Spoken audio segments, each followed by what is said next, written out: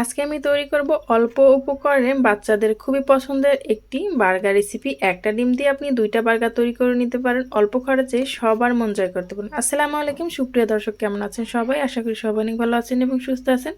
আজকে আমি তৈরি করব ডিম বার্গার। খুবই অল্প খরচায় ঘরে এই বার্গারটি তৈরি করে নিতে পারবেন আর সবাই অনেক বেশি প্রশংসা করবে আর পছন্দ করবে।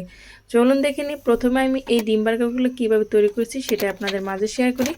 তার জন্য প্রথমে আমি একটি ফ্রাই প্যান বসিয়ে দিলাম আর ফ্রাই প্যানে দিয়ে দিলাম পর্যাপ্ত পরিমাণ তেল। এখন আমি আগে থেকেই দুইটা ডিম ফাটিয়ে রেখেছিলাম।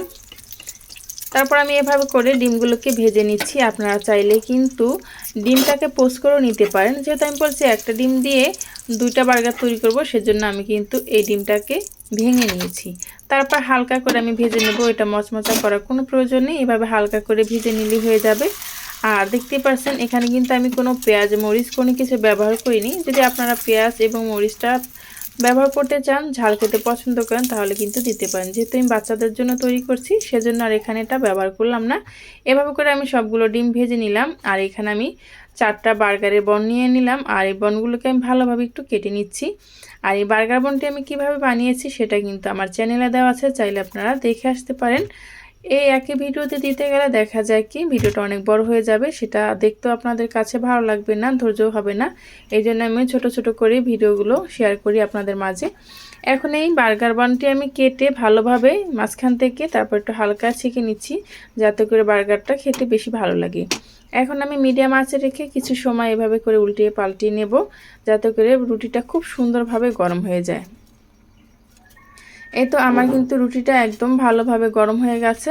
এখন আমি এই ডিম বার্গার বানানোর জন্য যে উপকরণগুলো নিয়ে নিলাম, এখানে নিয়ে নিয়েছি আমি বার্গার যে বানটা গরম করে, টমেটো সস, মেয়োনিজ, সাথে আমি ডিমগুলোকে ভেজে নিয়েছি দেখতে পাচ্ছেন, গাজর কুচি, শসা স্লাইস করে নিয়েছি, তারপর নিয়েছি পেঁয়াজ কুচি। আপনারা চাইলে কিন্তু এখানে ক্যাপসিকামও ব্যবহার করতে পারেন। এখন আমি যে মেয়োনিজটা নিয়ে নিলাম, মেয়োনিজটার থেকে আমি এখন বেশি করে মেয়োনিজ দিয়ে দিলাম। তারপর আমি একটি ডিমের টুকরো দিয়ে দিলাম।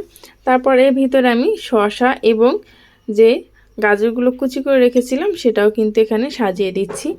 আপনারা চাইলে মেয়োনিজটাও দেখে আসতে পারেন। সেদ্ধ ডিম দিয়ে খুব সহজে কিন্তু আপনারা ঘরে স্বাস্থ্যসম্মতভাবে মেয়োনিজটা তৈরি করে নিতে পারেন অল্প খরচার ভিতরে। একটা ডিম দিয়ে কিন্তু অনেকটা মেয়োনিজ হয়ে যাবে। দোকান থেকে না কিনে এনে এভাবে ঘরে তৈরি করে নিতে পারেন। এখন আমি উপর থেকে দিয়ে দিচ্ছি টমেটো সস। তারপর আমি এটাকে ভালোভাবে আরও একটা ডিম দিয়ে দিচ্ছি। যেহেতু আমি ডিম বার্গার তৈরি করছি, ডিমের পরিমাণটা যদি বেশি থাকে তাহলে কিন্তু খেতে বেশি ভালো লাগবে। এখন আমি এভাবে করে উপর থেকেও আরও কিছু মেয়োনিজ দিয়ে দিচ্ছি, যাতে করে মুখে যখন কামড় দেবেন মেয়োনিজের যে একটা গ্রেভি মুখের ভিতরে লাগলে কিন্তু অনেকটা বেশি ভালো লাগবে সেই জন্য। আর অল্প খরচায় কিভাবে ঝটপট দেখতে পাচ্ছেন কত সুন্দর হয়ে গেছে। একদম রেস্টুরেন্ট থেকেও কিন্তু বেশি মজা হবে এই ঘরের তৈরি ডিম বার্গারটি। চিকেন বার্গার থেকে, বিফ বার্গার থেকে আমার কাছে মনে হয় না যে এই বার্গারটা খেতে বেশি মজা ছাড়া কম হয়েছে।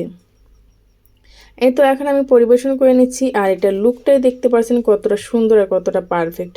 আমার এই ভিডিওটা যদি আপনাদের কাছে ভালো লেগে থাকে তাহলে প্লিজ চ্যানেলটি সাবস্ক্রাইব করে পাশে থাকা বেল আইকনটা ক্লিক করে রাখবেন। যারা ফেসবুক পেজ থেকে দেখছেন চাইলে পেজটি ফলো দিয়ে আমার সাথেই থাকতে পারেন। পরবর্তী ভিডিও নিয়ে আসা পর্যন্ত আশা করি সবাই ভালো থাকবেন, সুস্থ থাকবেন। আল্লাহ হাফেজ।